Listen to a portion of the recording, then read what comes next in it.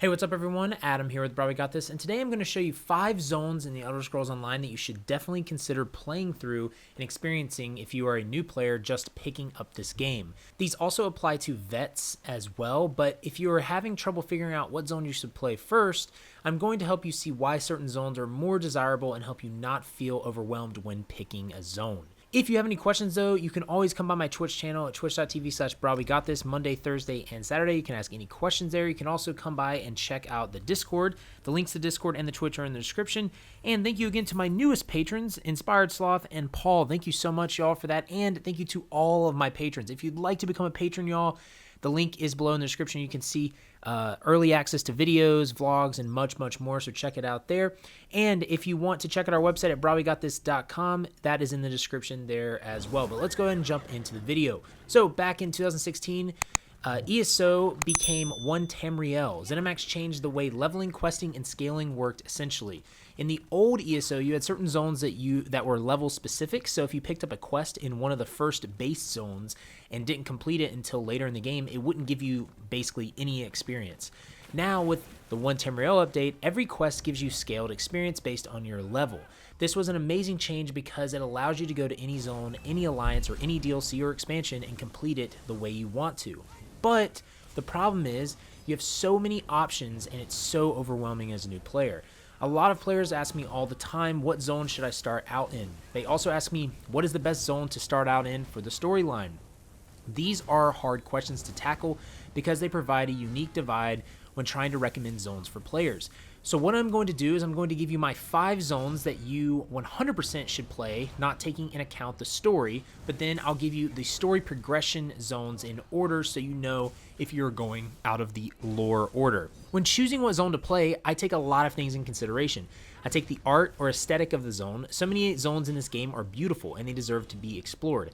I also take into account the contents within the zones themselves. So this includes the public dungeons, overland activities, raids, questlines, set items. These are all important in deciding which one to play through. Another thing I take into account is how easy the zone is to traverse. And lastly, when picking these zones, I take in account how hard the content is in the zone. Thankfully, with everything being scaled to your level, things are generally around the same skill level. But in DLC and expansion zones, you do have more challenging pub dungeons, world bosses, and delves. They usually just have more mechanics, and if you fight a world boss from Aradon and then fight one from Summerset, you will see a huge difference. Also, another thing that plays into what zones you should play are what cosmetics you can earn from them, in my opinion. This is the biggest thing that I like to look at, and I actually have everything you can earn for free in the description in a video guide that you can check out if you want to take a deeper look into that. But what I mean by this is there are motifs you can earn, titles, dyes, and etc. But the one thing I want to stress to you all before we get to these is don't beat yourself up if you did some of these out of order or if you didn't do these zones yet that I mentioned. It's okay because since ESO is scaled to your level, you can do any of these zones at any time. These aren't time gated or anything like that. But I believe that these zones I'm going to go through are must-play zones because of everything in them and the sheer brilliance of the zone. I think they represent ESO in an amazing way, and so if you're a new player and you're on the fence about wanting to invest more time into the game, I hope these zones will show you what ESO can produce. So, the first zone is going to be multiple. The reason being is because I want to stress how amazing each alliance's zones really are. And I think they really need to be mentioned in this video. So for each alliance, you have 5 zones that you can do quests, public dungeons, world bosses, etc. Again, with the update in 2016, you can now play any alliance zone at any time. But before, you couldn't do that. So for Aldemary Dominion, you have Aradon, Grotwood, Greenshade, Malabator, Reaper's March. That is the order of the zone quests and how they progress. Daggerfall Covenant, it's Glenumbra, Stormhaven, Rivenspire, Alakir Desert, and Bangkurai. Ebonheart Pact is Stonefalls, Deshaun, Shadowfen, Eastmarch, and the Rift. In my opinion, these zones should be in your top 5 to play through because if you play through the main quests in each of these zones, you will hit 50 guaranteed. This is what I did when I leveled. I started out in Aradon and went through the whole zone, and went to the next zone and so on and so forth. I completed Aldmeri Dominion, then I went to Direfall Covenant, then I went to Ebonheart Pact. What this allows you to do is really have an organizational way of progressing through the game. If you pick and choose a zone randomly, it can get overwhelming. So instead, starting in the first quote-unquote zone in your alliance will allow you to have some sort of structure. Now, for each alliance, I have favorite zones. In my opinion, Aldmeri Dominion has some of the prettiest zones. I love Stonefalls in the Ebonheart Pact. I love Valkyr Desert and Rivenspire in Direfall Covenant. But Grotwood and Reaper's March in the Aldmeri Dominion are so beautiful to me and provide some amazing scenery. Now, people's opinions will definitely change when it comes to this because players like different zones, and that's okay. I think the most important thing to take away from this is start in one alliance and play through the zones in order. This will help a lot with not being overwhelmed. You can even start a zone and then go to another alliance's zone and do their zone quest as well, but just try not to jump around too much when you're doing these base zones. Another reason I want to combine all these into one is because for beginners, these zones are perfect. One reason being they are completely free. These are in the base game of ESO, so no need to have a DLC or expansion. They also aren't super hard in a way. Yes, things are scaled to you, but world bosses, delves, and public dungeons, etc. aren't going to be too much of a problem. I honestly had so much fun in this game just playing through the quest lines in each alliance. There is plenty to do in each alliance, believe me. To put this in perspective, I went from level 1 to CP 450 from just doing the main quests, side quests, and other overland things in all 3 base alliance faction zones. So the next thing I want to talk about with these zones is what is the implication that they have on the end game. Some players may only want to play a zone if it has a huge in-game implication. With the new item set collection system, any overland item you pick up in these zones, no matter the level that you are, will go into your sticker book. If you don't understand this system, I have a guide below in the description that can help.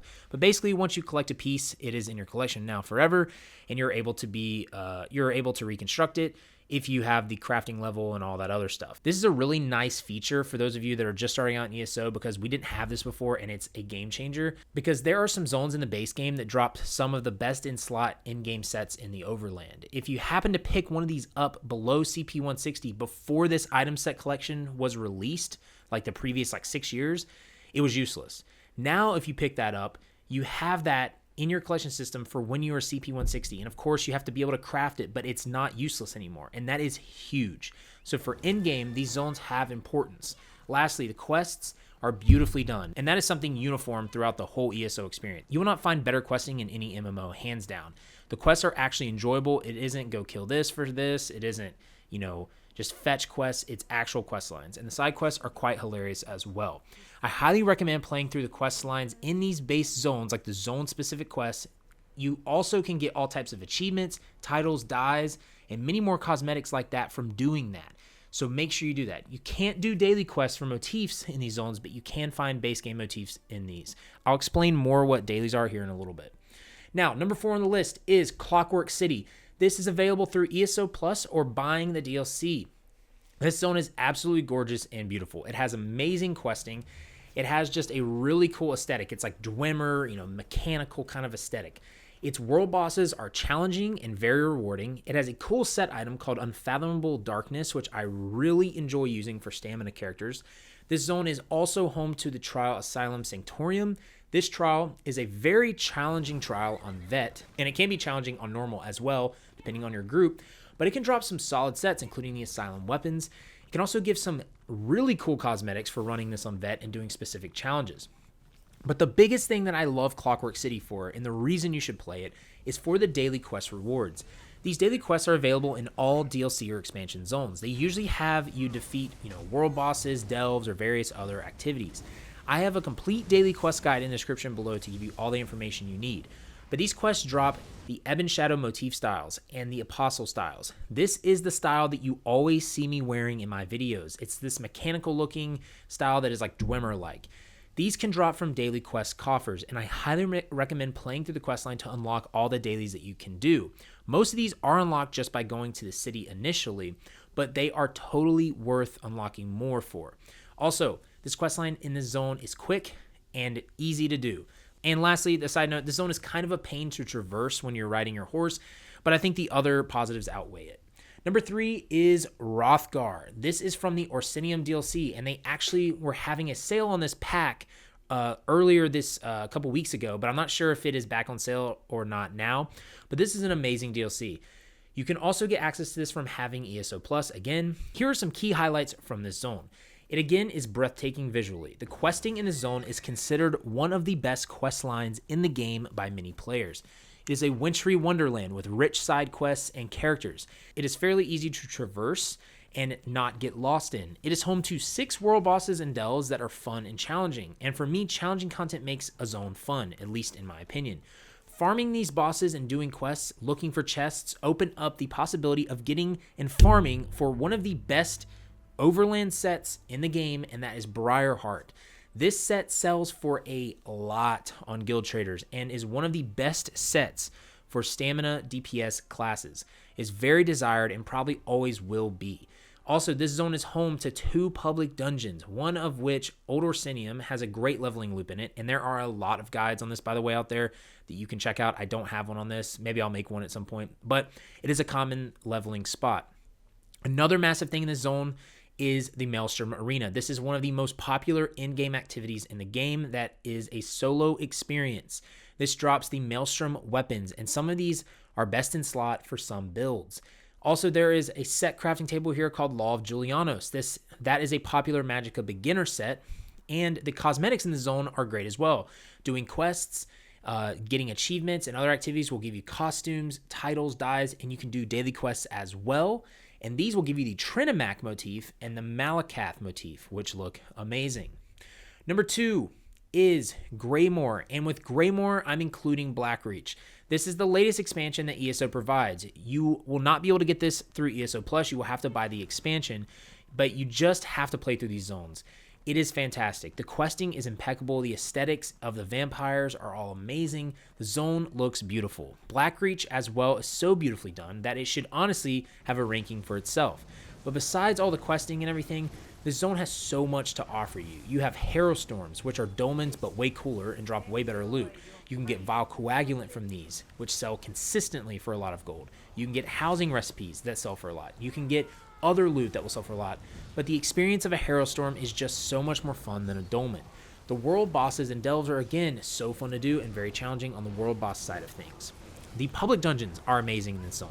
They have a fun quest line in each of them, and you can get Stonehusk fragments that sell for nice gold in the Guild Traders, or you can combine like 50 of these to make a really cool target dummy for your house. And that's how you like check DPS and everything like that. It's really cool.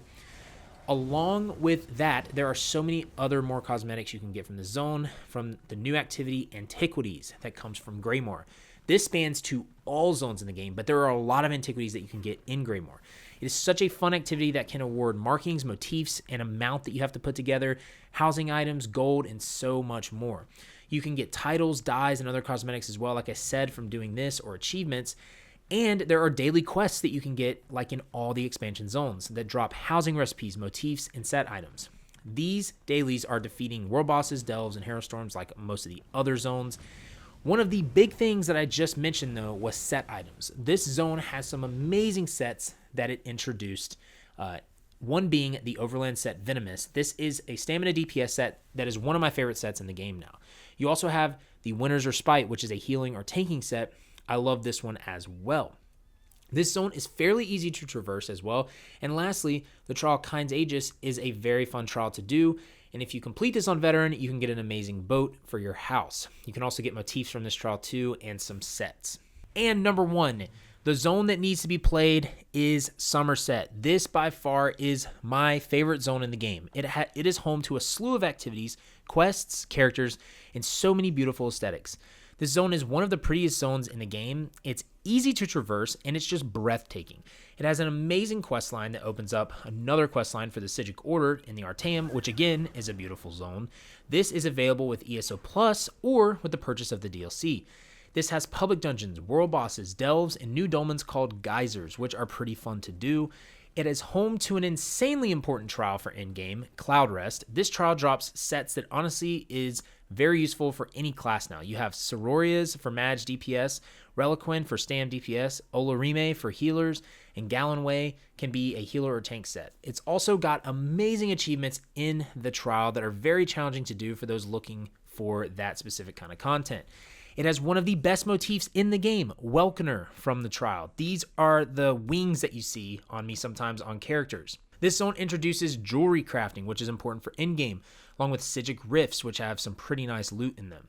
And of course, this zone has dailies, which are very popular amongst the community because people want the Sapiarch style. You can also get the Pindanean style as well from this zone. People fish in Summerset. They also steal jewelry boxes and stuff in Alinor. There's like a lot of like really good places to do like stealing loops in Alinor. It's just an overall amazing zone. And if you're a new player and you're looking for an expansion to buy, just one expansion, first off, you can get this by just getting ESO Plus for $16.50 a month, I think it is. But if you outright want an expansion, this is the one I recommend because this zone will keep you busy for hours and it has so many in-game related things to do in it.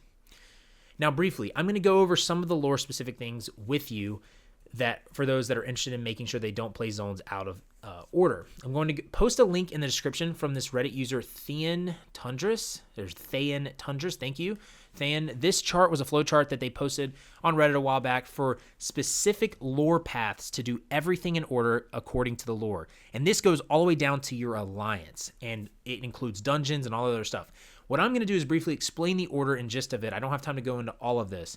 But check out this chart if you're very interested in the correct order of lore. I will put it in the description below, okay? So the first step you want to do is just doing your main alliance quests in your alliance. So if you're Automated Dominion, doing those 5 zones, Aradon, Grotwood, Green Shade, Malbator, Reaper's March, right? Like all those zones, right? And as you're doing that, you're going to be doing the main quest as well with the Prophet, doing quests in Cold Harbor. Those will be coming to you as well. After you do all of that, here are like the DLC in lore order.